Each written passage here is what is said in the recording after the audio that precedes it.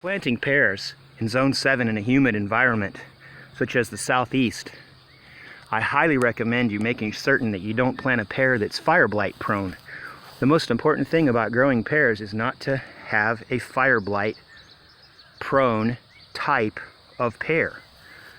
I recommend Ayers, I recommend Warren for good pears, but for a really big and productive cooking pear, I recommend an Orient pear or a Kiefer. All the rest of the pears, you'll have problems with them. These two are only, I'd say 10 years old, and they're already huge.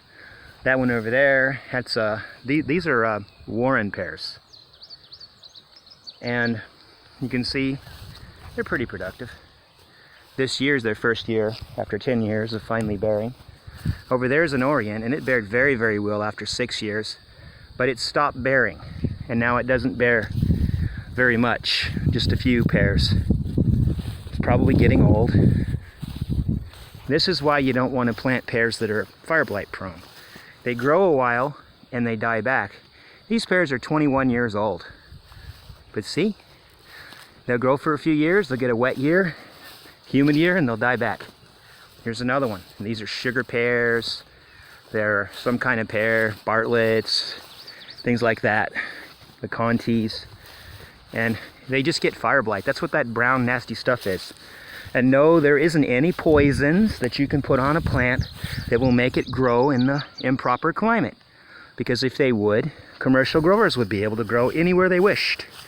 But you'll notice that the almonds are all grown in California. That's because it's the only place you can grow them. Chemicals won't help.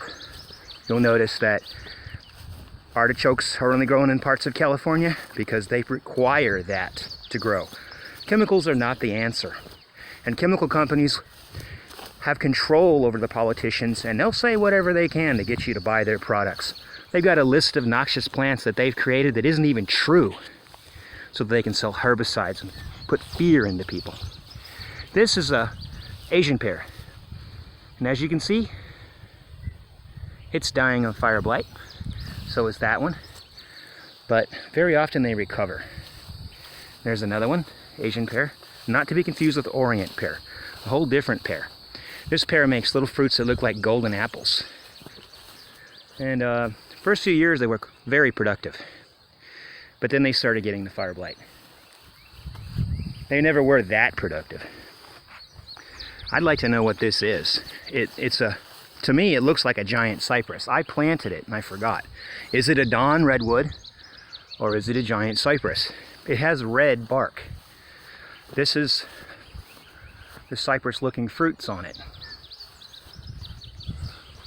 This tree is about 19 years old and it's huge.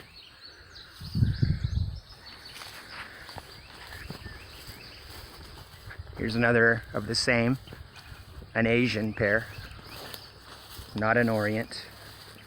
Here's some more Vitex, really productive Vitex.